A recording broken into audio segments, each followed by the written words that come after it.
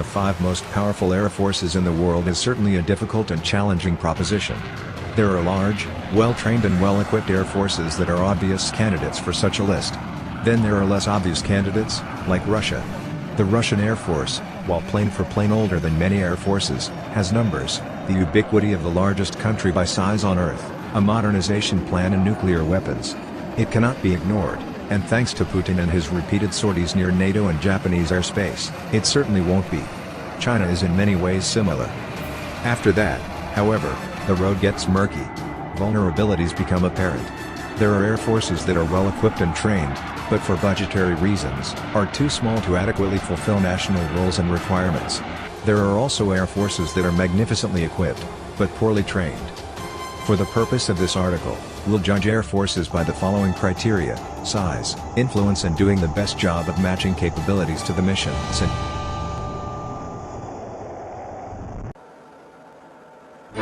The preeminent air arm of the United States, the U.S. Air Force, is the primary service responsible for air and space missions. It manages everything from intercontinental ballistic missiles to X-37 space planes to A-10 Thunderbolt tank killers. It coordinates military space launches, airdrops of Army paratroopers, and drops bombs on ISIS insurgents. The USAF operates 5,600 aircraft of all types, including F-22 Raptors, F-35, F-15 and F-16 fighters. It operates B-2, B-1 and B-52 strategic bombers, as well as C-5, C-17 and C-130 airlifters. It operates these aircraft from bases in the continental United States and overseas bases from the United Kingdom to Japan. The Air Force has roughly 312,000 active duty members, coming in just behind the People's Liberation Army Air Force, and yet it operates more planes than the PLF.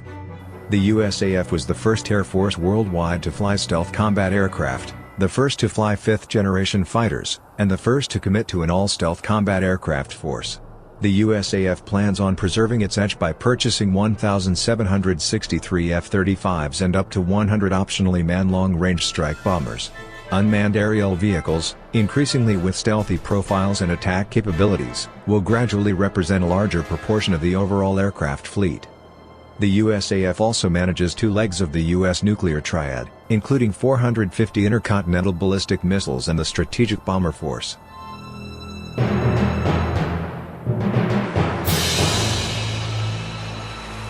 Worthy of separate mention due to their size and capabilities, the U.S. Navy and Marine Corps are combined the world's second-largest air force, with a total of over 3,700 aircraft of all types.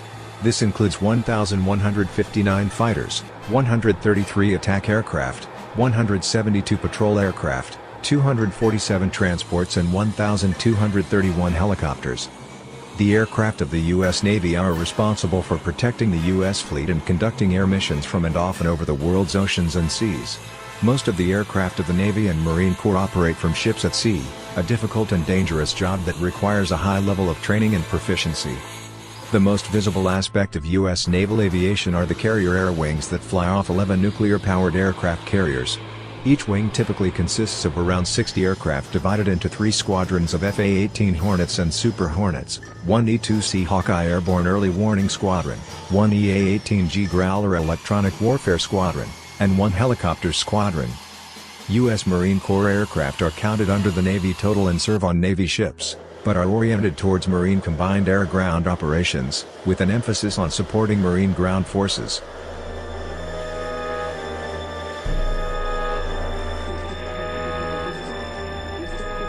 The dissolution of the Soviet Union left the bulk of Soviet air power in the hands of the new Russian state, and Russia has coasted on this prodigious inheritance for decades.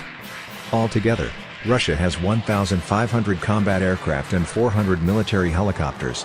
The bulk of these aircraft, however, are old and have neither been substantially upgraded, nor consistently serviced. MiG-29, Su-27 and MiG-31 fighters that predate the end of the Cold War predominate. Although the Russian Air Force does not control the country's ICBM force, it does control strategic nuclear bombers, including aging Tu-95 Bear, Tu-22 Backfire and Tu-160 Blackjack bombers. The Air Force has finally entered a period of sustained modernization, with new fighters coming online and in development. One example is the Su-35 fighter, a new combat aircraft that combines the agility and versatility of the venerable Su-27 flanker platform with new, cutting-edge technologies, is entering service in limited numbers. Russian defense contractors are currently working on the T-50 PAK-FA fighter, which promises to be Russia's first fifth-generation fighter. Russia is also reportedly working on a new strategic bomber, PAK-DA. The Russian Air Force has recently adopted a high-profile role as President Vladimir Putin's rattling saber, flying extensive missions near NATO, Swedish and Japanese airspace. These missions are primarily designed as demonstrations of Russian power.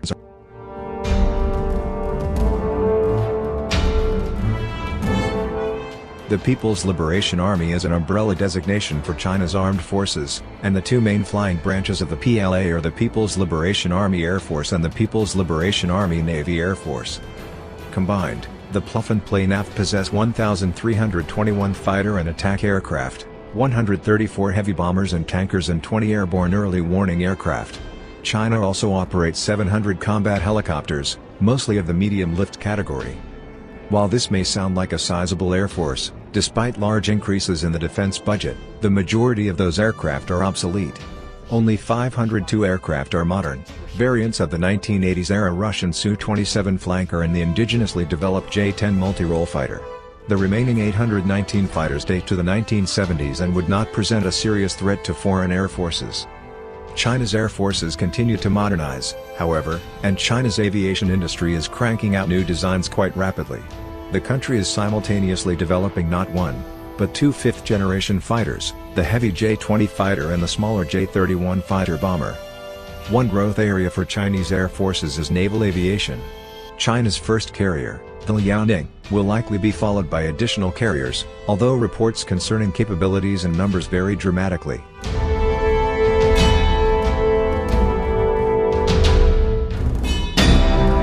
The dark horse on this list is the Japan Air Self-Defense Force. Japan has more than 300 air superiority and multi-role fighters that are finely tuned toward defending the island nation from threats in the air, land and at sea. Reflecting the nation's defense-only military policy, the JASDF is highly specialized towards defensive combat. First and foremost is the mission of air defense. Japan remembers very well what happened the last time it lost air superiority over the home islands. Japanese pilots also practice ground attack against invading forces on Japanese territory and anti-shipping missions against enemy transports and fleets. Japanese pilots are well trained and regarded by their peers. Japanese pilots routinely attend the U.S. Air Force Red Flag exercises, and are kept on their toes by a growing number of scrambles against foreign aircraft nearing Japanese airspace, 533 scrambles in the first half of 2014 alone against a mix of Russian and Chinese aircraft.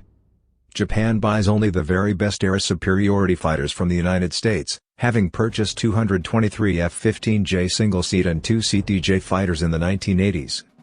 Japan is now set to procure 42 F-35A Joint Strike Fighters, with the first 4 aircraft ordered just last month. It is continuing development of the indigenous F-3 fighter project to replace the F-15, under the assumption that future first-line American fighters will be off-limits.